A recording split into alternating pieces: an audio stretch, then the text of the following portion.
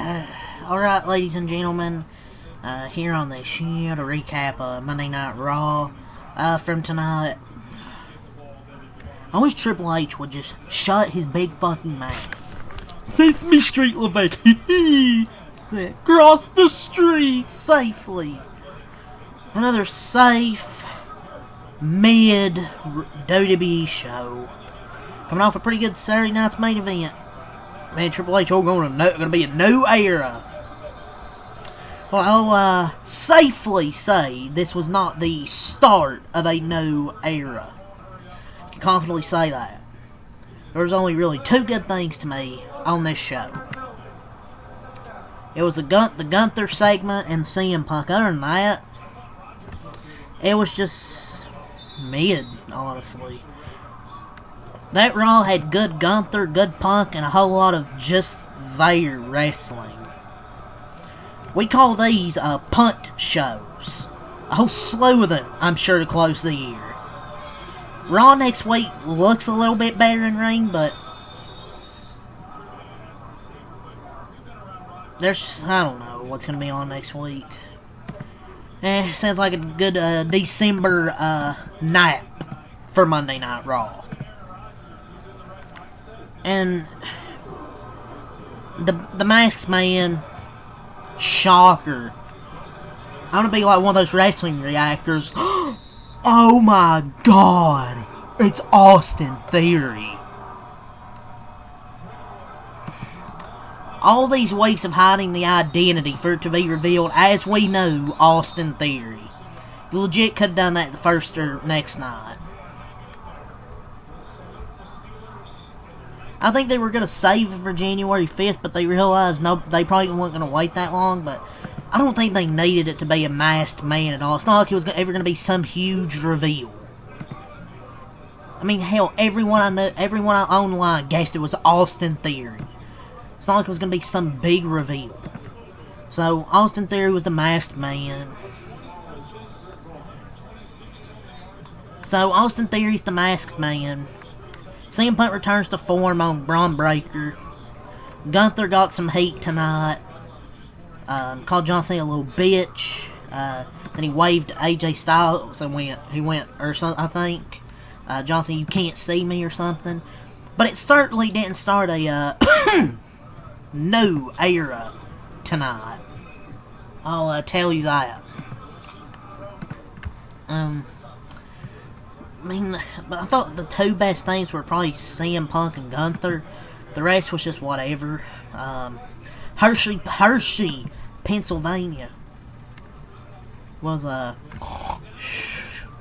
crowd was dead tonight in Hershey, Pennsylvania. And also, I want to see Stephanie back here. I need to see them get Stephanie back to hooping with hoopers, man. How unfortunate. Every single star on this roster suddenly decided they would go for the tag titles, of course. It's like WWE doesn't know how to book title reigns. And it doesn't help that Stephanie's so much more than just using the Devil's Kiss. Obviously, I love it. But she's more than that. But WWE, whenever they get that catchphrase or that one move catchphrase, you or the devil or a Devil's Kiss, forget how good Stephanie can actually wrestle. But WWE don't care. As long as they get their Devil's Kiss, they're fine.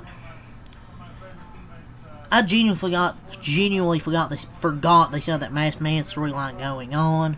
The new era tonight. Same old matches and DQ interference. What was the new era exactly? Hopefully this ain't the start of the new era. If it is, I don't want this era.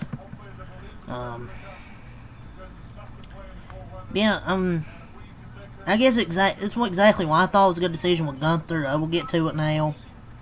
Just want to go over kind of the thoughts for me of this show. But it looks like AJ Styles could be next for Gunther. Let's start here with the opening segment. Gunther Opened with a recap. Gunther makes his way to the ring. Crowd gave him a lot of heat as he stood on the announce table and posed for the unhappy crowd. He ranted about making Cena tap out before dropping the mic. Where's it at? Dropping the mic and walking away with a huge smile on his face. However, he turned around and went back to the ring so he could pose one more time as the entire arena booed him. He looked like he would leave it at that, but he chose to go back and kept bragging about making Cena tap out.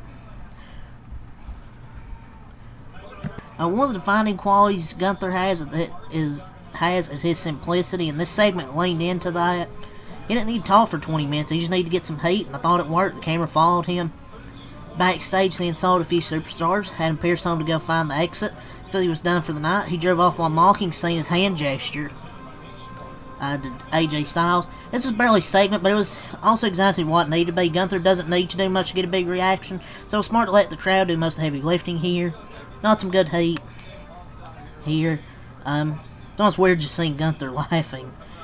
But yeah, solid way to open. I thought a good way to open the show. Next, the Usos versus the New Day.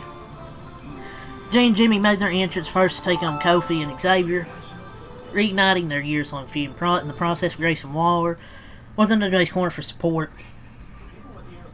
Why is Grayson Waller still in this group? This was a serviceable match. These two teams have had so many show-stealing performances in the past that it felt like they fell short of what they were capable. It wasn't a bad match, just didn't measure up to the potential. They don't have to tear the ass every time, but it felt like something was missing that kept us from being as good as it could have been. But the Usos did defeat the New Day. The last third of the match was definitely the best part of the show. But thankfully they were given a lot of time to work in this, so it was solid. It's kind of sad that WWE doesn't have anything to do better for Waller to do. He's great. He's a good heel. Could be like maybe in the mid-card title picture, but he's just doing nothing with the New Day. Maxine Dupree versus Ivy Nile. It was like a C+. Obviously, Maxine Dupree defeated Ivy Nile and retained her championship.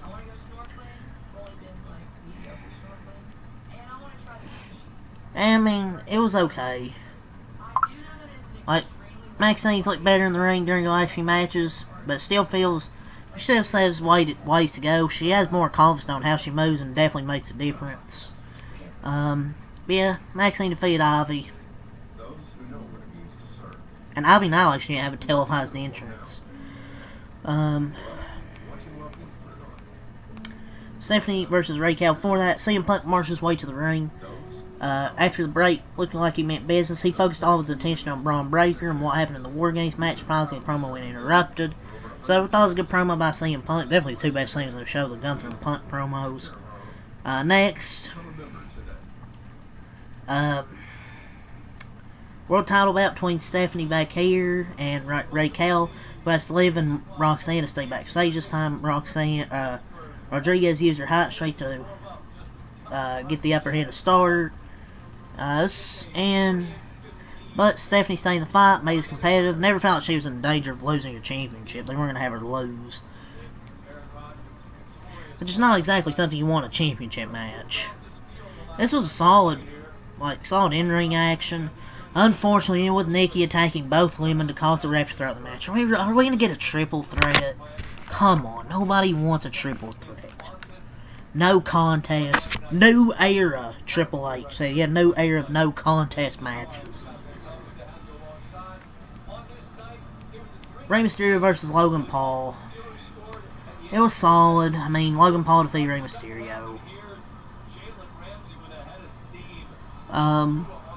Bronson Reed and Braun Breaker started hitting the ring. Punk showed up the chair to drive them off after, this was decent.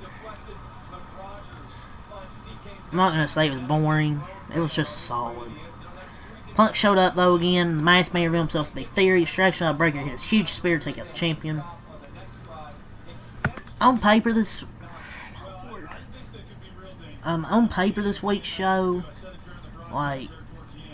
seemed like any other week, but tonight just, I don't know, it felt off. Other than the women's World Title bout, which ended in a no contest finish, it didn't really feel like any of the other matches mattered. Even the women's IC title was predictable.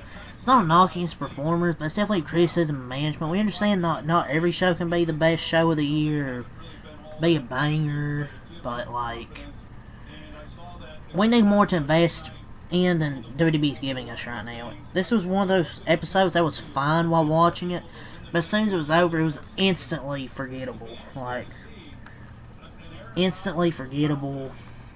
Somehow the show as a whole was worse than any of the individual matches or segments. Yeah, it was just whatever. But yeah, that's all I'll say about Monday Night Raw. Leave a like, subscribe for more. Peace, and leave your thoughts and comments below.